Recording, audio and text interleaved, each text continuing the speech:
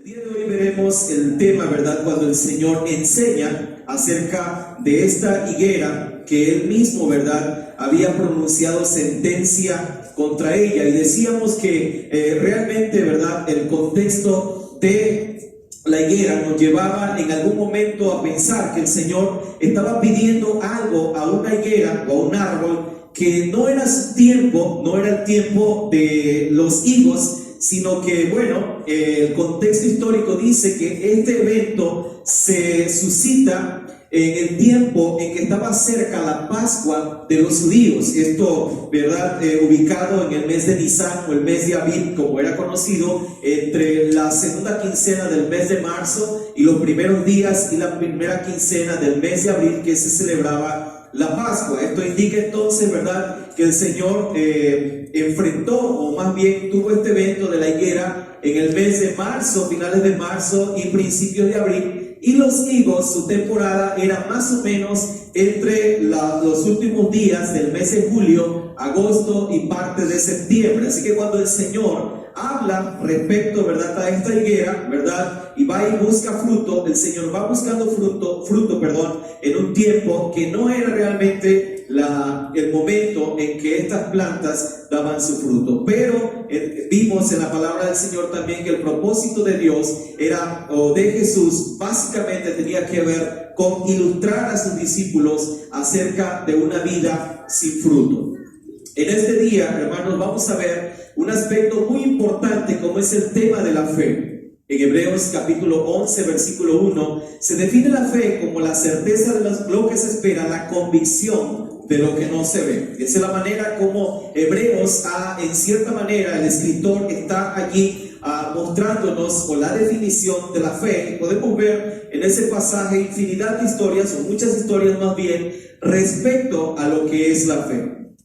Y en este pasaje vamos a ver, ¿verdad?, lo que el Señor dice. Ahora, este pasaje, hermanos, es un pasaje muy importante, pero también es un pasaje que se ha tergiversado actualmente en su interpretación respecto a la fe. Una de las posiciones que se tiene respecto a la tergiversación de este pasaje, o a la manera en cómo se ha entendido de manera equivocada este pasaje, es que el pasaje se ha interpretado de una perspectiva completamente antropocéntrica, es decir, el hombre como aquel actor en el cual dependen todas las cosas. Y pareciera ser como que este pasaje nos da la idea de que todo lo que nosotros pidamos al Señor, Dios lo va a conceder de acuerdo a la fe que nosotros tengamos.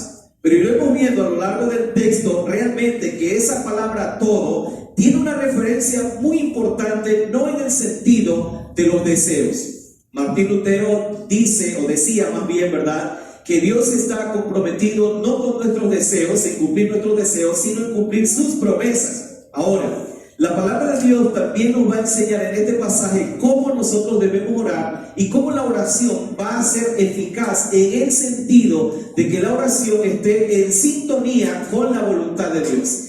También tenemos que aprender de este pasaje que toda oración está sometida a un aspecto muy importante del carácter de Dios, que se llama la soberanía de Dios. Y la soberanía de Dios enseña que no hay cosa que Dios no controle, y que no hay cosa que Dios no sepa, no hay cosa que Dios no haya planeado desde antes de la fundación del mundo. Y también la soberanía de Dios nos lleva a otro atributo de Dios conocido como la inmutabilidad de Dios, que nos revela la inmutabilidad, el hecho de que Dios no cambia sus planes, y que nosotros, inclusive, hermanos, no podemos cambiar los planes de Dios. Por lo tanto, nosotros tenemos que saber que la oración no existe para cambiar los planes de Dios, sino la oración tiene el propósito de aceptar, esperar, confiar y descansar en la voluntad de Dios. Entonces, muchos de nosotros soñamos con que Dios cambie las circunstancias de la vida, cuando realmente Dios va a cambiarnos a nosotros a través de esas circunstancias. Tal vez estamos orando porque el Señor no permita, ¿verdad?, que llegue el coronavirus aquí a la isla, pero si es la voluntad de Dios, ninguno de nosotros lo puede impedir. Y si llega, será porque Dios tiene un plan también para nosotros, mostrarnos a nivel mundial que Dios puede destruir cualquier cosa en cualquier momento, que en aquello que el hombre confía puede esfumarse de la noche a la mañana. Así que, mis amados hermanos, entremos entonces ahora, ¿verdad?, a estudiar el pasaje que en esta ocasión vamos a mirar. Y lo que vemos ahí, ¿verdad?, dice el versículo 20: por la mañana, pasando por allí, vieron que la higuera se había secado desde sus raíces. Esto no era una acción, ¿verdad?, otoñal, no eran las hojas que se habían caído de esta higuera, no eran algunas ramas que se habían secado, sino el texto es bastante enfático cuando dice que esta higuera se había secado desde sus raíces. Por lo tanto, no hay probabilidad, no hay inclusive esperanza de que esta higuera pudiese nuevamente revitalizarse.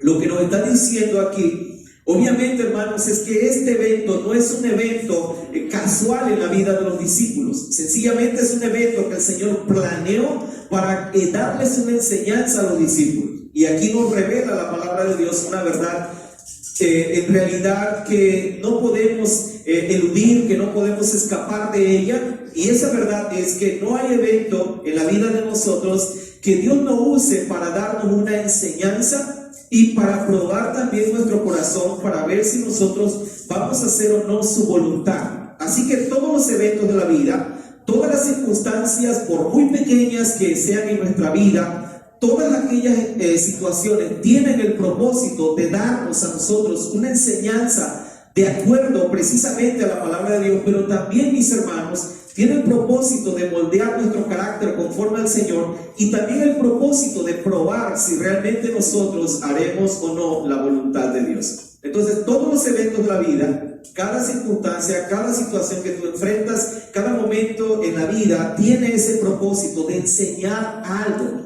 Tal vez estás pasando un momento difícil ahora mismo en tu familia, en tu vida, en tu matrimonio, en tu trabajo, en la escuela, socialmente, culturalmente, de manera emocional, en cualquier circunstancia que tú te encuentres, y cualquier cosa que Dios haya permitido en tu vida no está ahí por una casualidad. Esto quiere decir entonces que el hecho de que Jesús haya traído condenación o maldición para esta higuera, ¿verdad?, no era realmente un evento o era un capricho, un arranque del Señor. O sea, no es que Jesús permitió o maldijo esta higuera por un arranque de enojo solamente porque no encontró higos en ella, sino lo que el Señor está haciendo, obviamente, es que está utilizando este momento para enseñar algo a sus discípulos. Y aquí cabe una pregunta para todos nosotros en este momento que tú estás pasando y cualquier situación que tú estés viviendo. La pregunta es: ¿cuál es la enseñanza que Dios quiere darme a través de esto que yo estoy pasando? ¿Qué es lo que Dios quiere confrontar en mi vida? ¿Qué es lo que Dios quiere cambiar de mí? ¿Qué es lo que Dios quiere mostrarme a mí? Y vean, este aspecto está relacionado, o este evento está relacionado con dos cosas que el Señor va a presentar aquí. Por una parte, la fe, y por otra parte, la oración.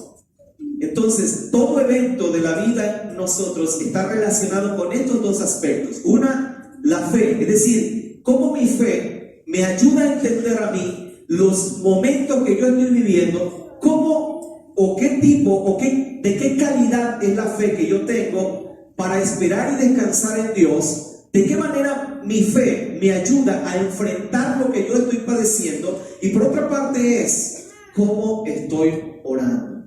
Es decir, o si realmente estoy orando, o si realmente cada asunto de mi vida está relacionado con la oración. Porque muchos de nosotros podemos acudir a los métodos humanos, esperar en las obras humanas, esperar en las influencias humanas, pero pocas veces traemos nuestras dificultades, nuestras adversidades en las manos del Señor. Por ejemplo, alguien que tal vez esté buscando trabajo, tal vez está pensando en que tiene un amigo que es muy influyente, que puede apoyarle, que puede echarle la mano, como se dice de manera muy coloquial. O estamos confiando tal vez en que tenemos el recurso, el dinero para enfrentar tal o cual situación, y estamos dependiendo absolutamente de lo que es el dinero y no estamos confiando en Dios. O tal vez estamos dependiendo absolutamente de aquellas cosas o de aquellos elementos que están a nuestro alcance, pero consideramos que no es necesario orar porque tenemos las herramientas para poder nosotros solucionar los problemas.